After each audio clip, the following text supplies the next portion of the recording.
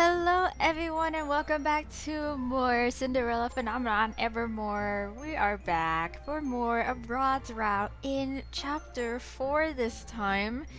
Um, Previously, where we last left off, we sort of dived in a little bit more to what was happening, what's going on with Rod, and how stressed he is because he's like trying to juggle a whole bunch of things, like being the dance instructor, his responsibility of being a dance instructor and teaching us all our dance lessons, and then reading up on the king's like studies and how to be a good ruler. Like he's got a lot going on, and we were afraid that we was going to burn himself out without without really realizing that he's pushing himself too much, even though he says he's quote unquote fine and he's okay. So we're super worried. Everybody around him noticed it, and we're super worried, and we were just trying to break it to him, being like, hey, like, you don't need to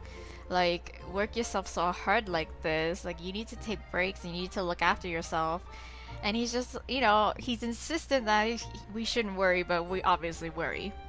That being with Emmeline at one point pulls us aside and was like, well, we couldn't find him one day. And then we kind of went to Emmeline, and Emmeline admits or like tells us that, yeah, like Rod's been really working himself to working himself really hard, and we're worried he's not listening to anyone really, and we're hoping that he would listen to you at least. And so we found him in the forest back practicing his swordsmanship with, I think it was Garland. Yes, Garland, because as previously mentioned, he was saying how one of his weaker assets or skills was his swordsmanship. So he was trying to improve in secret, but we're like, why do you need to do this in secret? Like, there's no really point to it. Like, why are you keeping so much from us? And we sort of had a talk. We had a heart-to-heart moment with him, being like, hey, like, what's going on? Like, why do you insist on keeping things to yourself?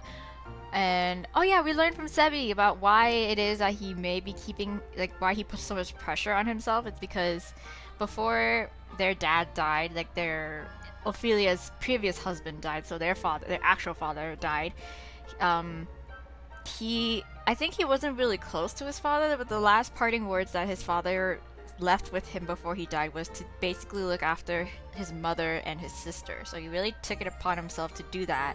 And so that's why he feels like he needs to put up a strong front constantly in order to, take care of the people around him. But we're like, no, like, you don't have to do that. Like, you don't have to shoulder the burdens by yourself. And, and he's, and then we realized, we kind of like pinpointed that maybe it's not you who you're trying to impress. Like, maybe it's not us that you're trying to impress, really. Like, part of it is that reason, but then in the very root of it all is like you're not very proud of yourself and what you do and what you've done. So yeah, there's that. We got a little heart to heart, but then we made up. We were like, it's okay, no more secrets. Tell us how you feel and then communicate. Yeah, so that's it. That was the end of that chapter. So this is, I don't know what this what this chapter would entail, but that's what we're here to find out. So let's get going. So Emmeline and I emerge from Bjorka's store after a 2-hour visit. Sebi, who is sitting on Emmeline's shoulder, huffs a sigh as we exit. Finally, I feel like I've had my cheeks pinched for hours. Oh. Emmeline laughs. It's because Bjorka's cousins adore you. Sebi grumbles, but I cannot help but smile. Bjorka's child cousins were in the store today when we came to visit. Bjorka has been watching them while their parents are on a vacation. Nice. I suspect her cousins were a little easier to distract today because Sebi was with us. Emily and I have been trying to take him more places with us lately. You enjoyed the attention, you just do not want to admit it. But my poor cheeks. My meat cheeks. Would you rather have been stuck in Roz's room? I could swear the plush shudders. I guess the kids aren't that bad. Emmeline pats Sebi's head as we make our way into the town plaza. Back when I was Emmeline's personal maid, I came to the town with her frequently. I didn't like going out then, but now I find these little excursions permissible, enjoyable even. Emmeline likes to show me stalls and treat me to her favorite baked goods. So far, my favorite are the candied apples. Emmeline sighs wistfully. I love it when Bjork's cousins come to visit. They're adorable. I'm sure they enjoy your company as much as you enjoyed theirs. Don't you find them endearing? I shrug. Kids are kids. Children are difficult for me to understand. Yes, I feel. When I was young, I distrusted most children my age because mother insisted they were trying to use me.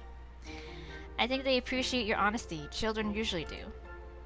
Emmeline gives me a teasing smile. Someday, I think you'll make an excellent mother. Oh, really? That's a lot of, it's a lot to say about me. I freeze so suddenly I nearly trip over a passing merchant. What? I put a hand to my mouth, horrified that the word comes out so high-pitched. More than a few townsfolk glance at me curiously. What? Did I say something wrong? I reach out to grasp Emmeline's hand with a grumble, pulling her along with me. When I finally pull us out of the crowds, Emmeline is laughing. I failed to see how that was amusing. You're adorable when you're embarrassed. I just said I did not understand children. Sebi coughs. Rod seems like he'd be mystified by children too. You don't give Rod enough credit. He is fiercely loyal to those he loves. Oh, Emmeline is smiling at me mischievously.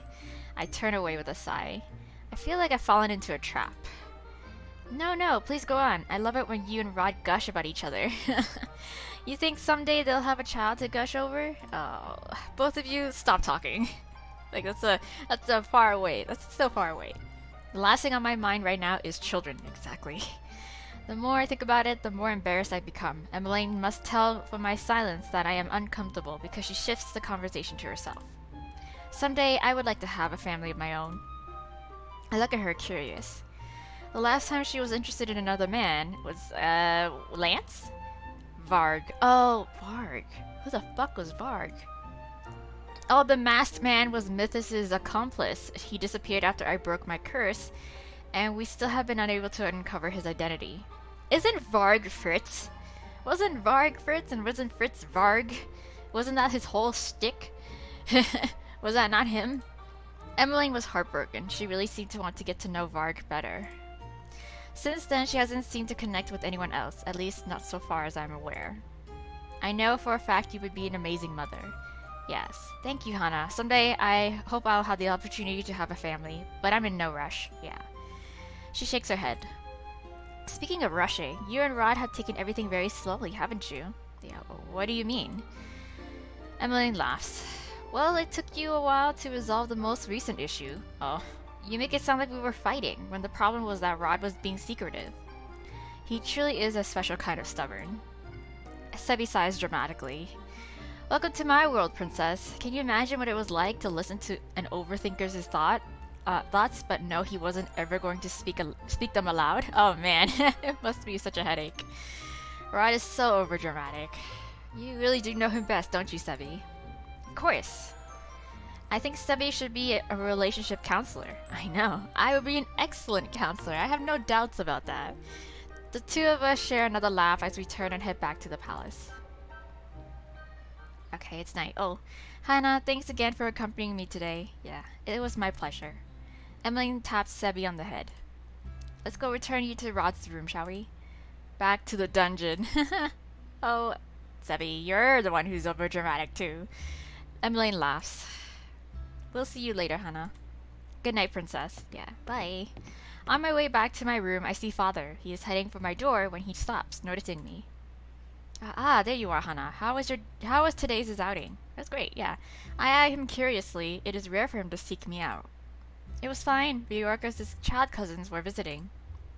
Emmeline talks at length about how endearing she finds them. I suppose. Yes, father. Can you spare a few minutes, Hannah? Yes. My curiosity sharpens to wariness. Of course. Then, shall we walk? Okay. He offers his arm, and I set my hand in the crook of his elbow. The two of us begin to wander the corridors, which are thankfully quiet at this time of day. So, I hear you and Rod have resolved things. Yeah. Yes, finally. I glance at him. He told me he sought you out for advice. Oh, yeah. Father smiles. He almost looks relieved. I'm glad he came to me for advice. I could tell something was amiss. I'm glad he spoke with you. It seemed to clear things up for him.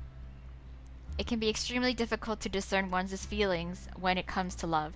It is a complicated thing. That is why it is so important to self reflect on your feelings, but also on your loved ones'. Yeah. Father pauses to look at me. It is good to see you smiling again, Hana. I know this long distance relationship has been difficult for you, but if you ever need advice, I know what it is like to court someone outside of the noble circle. You and Ophelia are an inspiration. My father laughs. I could say the same about you and Rod. You have sacrificed much to be here. I know Rod has, but have I? It is as if father can read my mind. He reaches out and to cup my cheek. You have come a long, long way, Hana. More than any of us, I believe. It is no easy thing learning to trust after being taught to not rely on others. Yeah. We had a major character development. My father falters. I am sorry I could not teach you that sooner. It's okay. Every day I am grateful you decided to give me another chance to make things right between us. My heart twinges. Of course, Oh, Rod! We both pause at the sound of footsteps. I expect a servant and am surprised to see Rod instead. He looks just as surprised to see us. Am I interrupting something? Of course not. My father presses a brief kiss to the top of my head. Good night, Hana. Until next time. Good night, Father. Okay. Father dips his head in Rod's direction before walking off. Rod leans down to kiss my cheek as he approaches. How was the outing? Oh, it was pleasant. I give him a look. What about your day? You've been resting, I hope? After we had that conversation the other day, Rod and I discussed the necessity of taking breaks. Yes. I look him over now, relieved to see the dark circles under his eyes are faded, and that, for the first time in a long time, he looks relaxed. I did. Good. Good, good. Mother tried to convince me to take the whole week off, even. She said I ought to treat myself. He sighs. My birthday is one day. I don't need a whole week. What? Your birthday? I'm sorry. I stare at him. It occurs to me I have never celebrated Roz's birthday with him, that he has never even mentioned it before. Bruh. Rod looks taken aback. I shouldn't have mentioned it. I never do anything for my birthday. I don't. No. We're gonna change that. What do you want? Huh. I step toward him. Rod looks unnerved. I don't want anything. Having you is enough. Nope. Nonsense. No, we're gonna change that. We are going to celebrate. Rod runs a hand through his hair and groans. You really don't need to get me anything, Hana, but just anything. Just any little thing. Just even the smallest thing. He blushes. I would love any gift you buy me. Oh. Anything? I cannot get him just anything. I have to make sure this is the best birthday gift he's ever received. I'll come up with something meaningful. I must. Yes. Rod coughs awkwardly. Anyway, we were talking about you. How were Ryoka and her cousins? It occurs to me that it has been a while since Rod visited her. Sometimes I think about how strange it is that the reason he came to be here in the first place is because he wanted to impress her. So much has changed since then. All of us have found happiness in unexpected places and people. I smile. They were well. Ryoka is always so lively with the children when the children are around, and Sebi was very good at distracting them while we all spoke. Rod snorts. Sebi is a good distraction. I look at him, curious. Have you visited her recently? I have. Em wouldn't stop pestering me until I did. He glances up at the night sky, and the moon illuminates the melancholy in his eyes. You're right, she is more lively. I'm happy for her and her husband. Unthinkingly, I reach out to grab his hand. After a few moments, Rod leans into me. Strange, isn't it? How quickly time passes. Ryorkas has been married for a while now. Aw, yeah, I can feel his eyes on me. If we married someday, what kind of wedding would you want? Something small, something intimate. My cheeks warm at his question. This is the first time he's ever mentioned marriage. Well, something elegant, something simple. I like something simple, and I think Rod would appreciate something simple too. Like, he doesn't want too much to worry about, you know what I mean? I feel like that's his style, and that's my style too. You know, I dislike decadent celebrations. Something simple would be nice. Being with you is the important thing. Rod sighs. It's a relief to hear that. I'd do anything with you, but an elaborate celebration would be. I know you. I try to imagine him on some grand stage with a spotlight trained on him. Uncomfortable, to say the least. A wedding is a celebration for two people, not one. I would never suggest something you would be uncomfortable with, but I look at him curious. Why do you ask? I wanted to know your preference. I've been thinking about the future a lot lately, so. Oh. He turns away, cheeks flush. See? I know you. I know you now. You're blushing. Well, I'm blushing too. Well, I was blushing. I'm not. Yes, you are. Ah, look at me blush. Rod turns his attention skyward again, a soft smile on his face. This may be strange to say, but I'm really glad I was cursed. It's strange to think I wouldn't know you otherwise. That is so true. See, little blessings in disguise. Rod steps back and tilts my chin up. I look into his eyes, so bright in this darkness, and smile. We wouldn't be here right now, like this. He trails his fingertip down my cheek until his thumb is brushing my lips. Oh, you're so romantic. Smooch. Then he leans down and presses his lips to mine. At first it is a slow, sweet kiss, but then his hands travel down my back, drawing shudders up my spine as he pulls me closer to deepen the kiss. Wow, feeling all lovey-dovey tonight. It is a kiss I sink into, a breathless kiss I never want to surface from. When Rod finally pulls away, his cheeks are endearingly rosy, but the shock on his face. I have no doubt my own face looks the same way. I'm sorry. No, don't be. I laugh. It is a good thing the halls are so empty tonight. Suspiciously so. I hope no one was watching us. The thought makes me want to hide under my blankets forever. I shake my head. Do not apologize. That was very nice. Extra nice. Why are you looking at me like that? Rod clears his throat. Nothing. I'm glad you thought it was nice. You're so funny. You're so silly. The longer we stand here, the more awkward this becomes. Rod coughs. We should get some sleep. Yeah, that is a good idea. I reach out and take his hand. He walks me back to my room. We say our goodnights before parting for the night. Okay. Next morning, I stare at the cakes lined up for today's taste test. Ophelia decided to leave it up to Emmeline and I to choose the best cakes for the ball. So far, I have tasted 3 cakes, but I am unable to concentrate on the flavors. My mind is on the ball, which takes place in 1 week, and more importantly, Rod's birthday is in 2 days, and I have yet to come up with a gift idea. This chocolate mousse cake is the best so far. What do you think, Hannah? Yes, I love chocolate. I nod absently. Emmeline leans forward, squinting. What? You say that, but you haven't even tasted it yet. Oh, she gestures toward my fork, still half raised to my mouth. Sorry. What's on your mind? Rod's birthday. Yeah. Oh, yeah. Oh, I just recently bought him a gift. I just recently bought my gift for him. Ooh. Why did he not mention it to me earlier? Why did no one mention it at all? I narrow my eyes at Emmeline, who raises her hands in surrender. She's like, I thought he would tell you at some point. I just remembered a few days ago. I always forget. Rod never likes to make a big deal of it. I'm surprised you know about it. He brought it up accidentally to me. Yeah. Emmeline laughs. That sounds like him. So, she leans forward. Do you have any gift ideas? Not really. What do you recommend? Buy him something, make a plush toy. I mean, I don't know. I don't know. What is he like? He says anything, but it's just like, that just makes it even harder. I'm gonna ask Emmeline. Like, Emmeline, what did you get him? What do you recommend? Emmeline blinks at me. Me? Yeah. I want to purchase something for him that I know he'll love. I'm sure he would love anything you gave him. I don't want him to love it because I bought it for him. I want him to love it because he finds it truly valuable. You can sew, right? Oh, I can, but I am out of practice. Then what about baking? I blink. Baking? Would it surprise you to know that Rod prefers saltiness over sweetness? Oh. She grins. We grew up in a bakery full of sweet things, but Rod's favorite thing growing up were always Mother's special bowl-shaped pretzel. Ooh, bowl-shaped pretzel. Sorry, bowl-shaped. Is a pretzel shaped like a bowl. It's been years since Mother baked. I'm sure he'd love to have them again.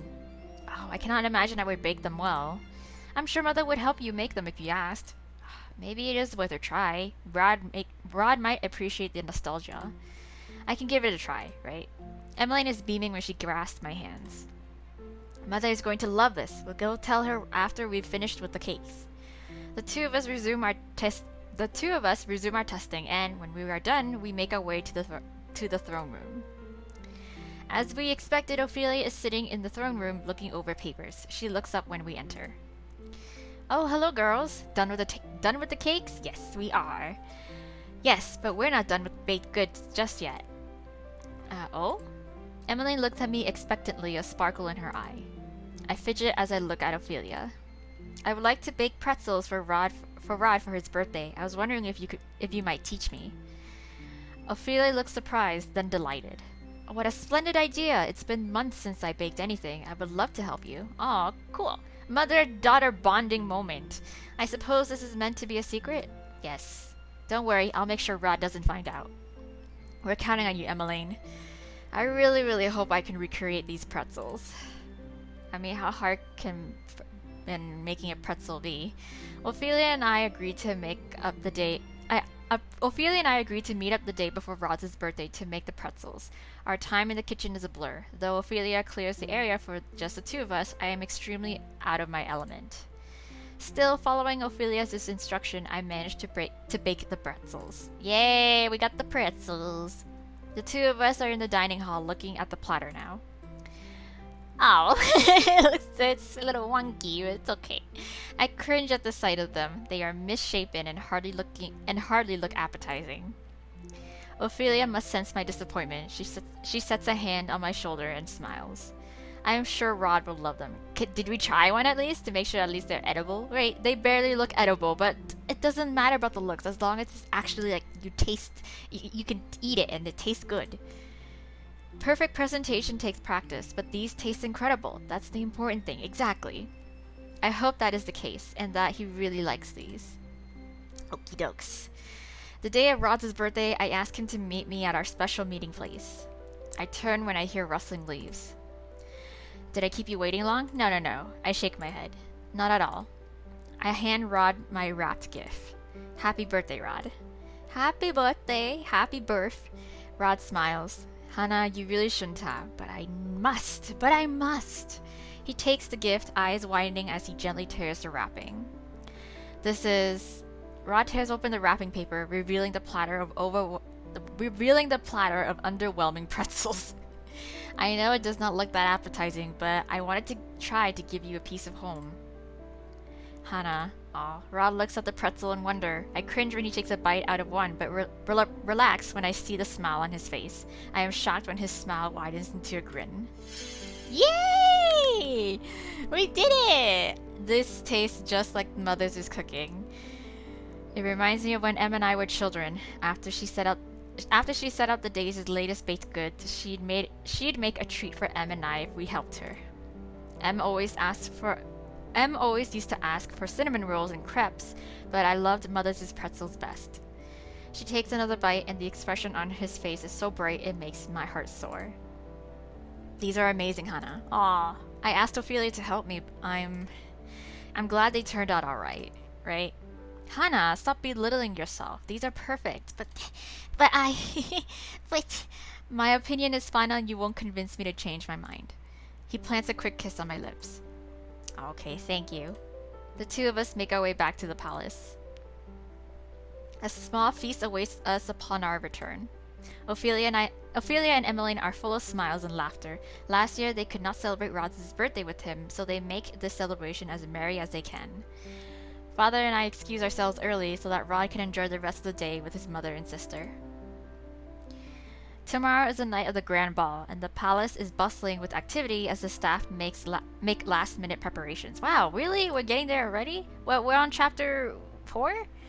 More than once, flustered servants nearly bump into me as I am walking back to my room. I have just gone out of dance lessons with Rod and am eager to relax. I turn a corner and nearly run into someone else again. Oh, Emmeline. I'm so sorry. I step back, surprised. Emmeline?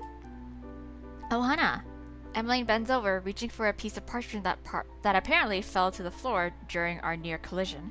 I notice a familiar crest embedded into the letters' stamp. A letter from Bugentia. I eye her curiously. Is that from Claude? Oh, not exactly. It's from Lance, isn't it? I consider. The only other person who would be writing to Emmeline is Prince Lance. Emmeline tells me they get along. I have only spoken to Lance a few times myself. I didn't know he wrote to Emmeline. Lance then? Yeah, she blush. She blush. Emmeline suddenly looks embarrassed, guilty even. Uh-huh. Is there something else? Is there something you would like to tell me? You know? You got a special boy in mind? She fidgets, suddenly looking very nervous. We could talk in my room if you'd like. Get some girly talks in. Yes, let's. So I plop myself down on the bed and gesture for Emmeline to sit beside me. Okay, girl, what's up? So, Prince Lance, do you write to him often? Only about once every month. Is this a secret? Oh, not at all. Okay, I just figured no one would care Lance and I were discussing mundane things over letters. Mundane things, like... Everything from palace life to history. Lance told me he wanted to learn more about Angielle when he last visited, so he suggested exchanging letters. You remember when the Brigantian royal family visited a year ago to thank you for dispelling Claudius's curse? Yes, I do remember. It was nearly a year after I dispelled Claudius's curse. That was the last time he and his family visited, and when Claude first brought up the dance instructor position to Rod. So, you have been exchanging letters for a while now. Emmeline smiles sheepishly. Yes, it's never been a secret, but I'm sorry I didn't tell you earlier. No apologies necessary. You don't need to tell me everything. You don't need to tell me everything you know. I know, but you've been so honest with me. I will not say no to details now. I will not say no to details now if you would like to share them. Right? Emmeline has always been a good listener and great at giving advice. The least I could do is try to repay the favor. There's not much to share. Okay. Your face says otherwise. You're catching feelings? Uh-huh. Emmeline puts her hands to her cheeks with a sigh. I've already told you the gist of it, but recently Lance has mentioned he'd like to spend time together. He even mentioned... courting you? Courting you? Courting you? Emmeline huffs out a soft, nervous laugh. Not exactly in those words, but yes. Okay, he'll be here for tomorrow's ball, but I don't want him to ask father for permission then. Why not? It seems as perfect an opportunity as any, right? Because this ball is for you, and because Rod... Is he about to propose to me in this ball? She freezes. Because Rod what? It's nothing, just ignore me. Okay. This wouldn't happen to be that surprise everyone keeps mentioning, would it? You'll see. Okay. Anyway, this is a celebration for you and Rod. Whatever might happen between Lance and I in the future, it can wait. You two waited after all, and now you finally get to have your happily ever after. Happily ever after. We still have problems to work out, but we are getting there, step by step. Exactly. All a part of being in a healthy relationship. Anyway, please don't tell Rod I mentioned anything. We're so close to the ball too. Okay, I will not say a word. Okay. My lips are sealed. Emmeline sighs Emmeline sighs with relief. Thank you. Okay, so about Lance. Let's just turn it back to you about that. I laugh when Emmeline blushes. Have you told anyone about this? Father obviously does not know, but what about Ophelia and Rod? I've told Mother, but Rod... I've been trying to find the right time. Rod can be, very overprotective. One time, a suitor sent me flowers, and Rod trailed him back to his home and bombarded him with questions. Isn't that harassment? Rod. He's always been that way. Oh, Rod. And he's so stressed now. I'd rather he not have to worry about my relationship with anyone. So I'm keeping it a secret for now. Like sister, like brother, but I wonder, is this the right thing to do? Respect her decision, convince her to tell him. No, she will tell him when she's ready or when she finds the right time. She can handle it. It does not matter what I think. Emmeline does not want him to know, and that is her decision. She's kept many of my secrets. The least I can do is keep one of hers. Exactly. I smile. I am happy for you, Emmeline. Thank you. Regardless of when Lance asks the king for permission to court you, at least you'll get to see him tomorrow for the ball. Yeah. And here I thought Emmeline was disinterested in all of her suitors, but there was a man all this time she was interested in, of course. Emmeline flushes and nods. I'm looking forward to seeing him again. I grin, and peppering him with questions to make sure he is worthy of you. You know, as a good future sister-in-law, you know? Hannah, not you too. I laugh when Emmeline nudges my shoulder. The two of us continue to speak well into the night. Okay. Emmeline does not hint at what tomorrow's surprise is, but I no longer wonder. Whatever it is, I am excited for it. It ought to be good. You know? It ought to be. Is that the last? That's the end of the chapter. That's chapter 5, Betrothed. I'm pretty sure it's a proposal. Come on now. All signs point to it. All signs point to it. First he asked to officially court us. We've been in a relationship for 2 years. You know, he's working out the details and he's like, you know what? I've been thinking about our future, and he asked us about the wedding.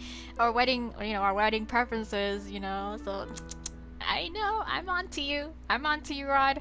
But anyways, we're gonna leave that for the next episode, because obviously that marks the end of chapter 4. We are on chapter 5 now, and if the course runs true, then we really only have this chapter and the next chapter to do, and then we'd be done his route. Or at least his first ending. Getting his first ending for his route, because we have the true ending, we have the normal, just best ending. Happy endings regardless. So yeah. So make sure you subscribe and turn on the notification bell to my channel if you wish to know when's the next time I upload, because if you are not aware, you know what I'm gonna say. I am on a semi-hiatus on this channel because of conflicts in scheduling. It's my personal schedule in terms of work and real life stuff. So I don't know when I would have time to sit down and record stuff for you guys and therefore upload on the channel. So the best way to know when's the next time I will upload is to subscribe and to click on the notification bell at least.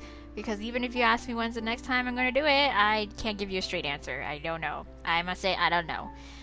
But otherwise, I'm still active on the channel. So if you want to shoot me a message or even leave comments on my videos, you are free to do so, and I will get back to those as best I can.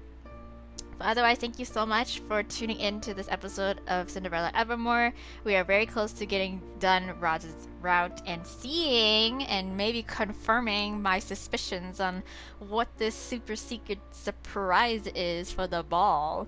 So yeah, tune in next time. But for now, I'll see you in my other Let's Play. Bye!